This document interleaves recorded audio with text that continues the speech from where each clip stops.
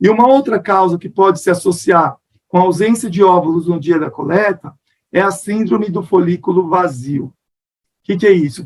Algumas de vocês já devem ter ouvido falar. Está lá a paciente com uma reserva ovariana normal, fez o uso dos medicamentos, usou tudo certinho, o que dependia dela, ela fez, as ultrassonografias mostravam uma evolução brilhante. E chegou lá no dia, nada de óvulos. A idade feminina avançada e a baixa reserva ovariana são fatores relacionados à síndrome do folículo vazio. Mas existem também duas outras possibilidades que explicam esse achado. O primeiro deles, pessoal, é o erro do medicamento. Então, muita gente confunde o horário do remédio, principalmente quando ele tem que ser feito na madrugada, mesmo quando é feito à noite, elas podem fazer confusão, e o uso equivocado do remédio pode não preparar adequadamente os óvulos para o momento da coleta. Vocês sabem que aquele medicamento final, que nós chamamos de trigger, né, o HCG, ele precisa ser aplicado entre 34 e 37 horas antes da coleta dos óvulos.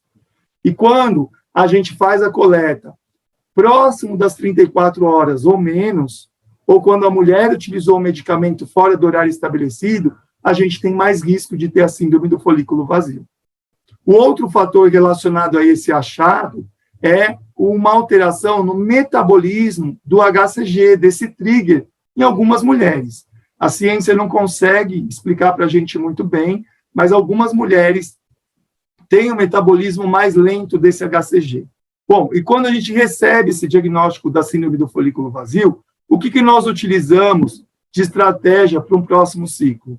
Primeiro, pessoal, sempre confirmar o horário do remédio antes de ir para o centro cirúrgico para coleta. Lá na clínica, faz parte dos processos de execução de tarefas a gente confirmar com a paciente o horário que ela administrou o medicamento. Bom, além disso, o segundo passo, a ciência se baseia em alguns casos clínicos, porque não costuma ter uma grande quantidade de pessoas com essa alteração, geralmente ocorre em 1 a 2% das mulheres no dia da coleta, tá? Então, o que é feito? A gente aumenta a dose do HCG, ou você combina 2 tipos de medicamentos diferentes, e o que nós utilizamos também na prática é fazer a coleta escalonada.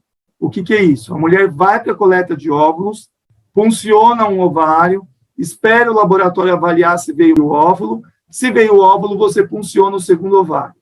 Se não veio o óvulo, você deixa a paciente acordar, ela volta para a recuperação anestésica e depois de 1 hora ela vem novamente para puncionar o segundo ovário.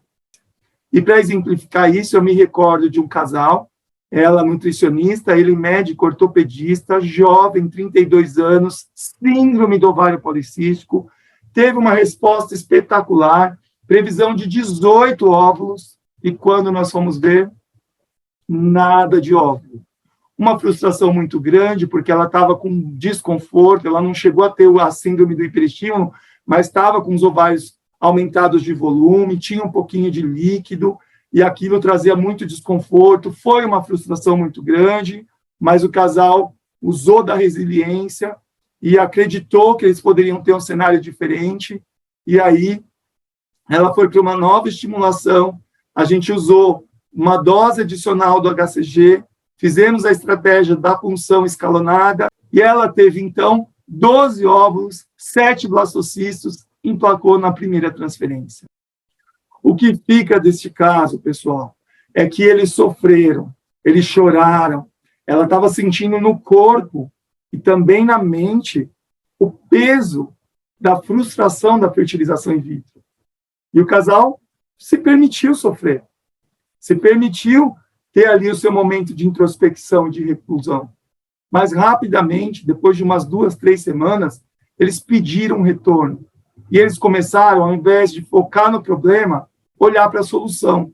E eu me recordo, aquilo foi muito desafiador para mim, muito gratificante, né? Porque eles viraram para mim e falaram, doutor, ok, a gente teve ali a nossa frustração, tivemos ali o insucesso, mas o que eu posso fazer para não acontecer isso novamente.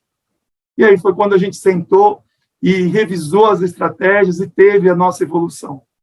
Então, pessoal, não existe uma receita de bolo para enfrentar a síndrome do folículo vazio, mas você precisa tirar de si mesmo a culpa, principalmente quando a síndrome do folículo vazio ocorreu por erro do medicamento.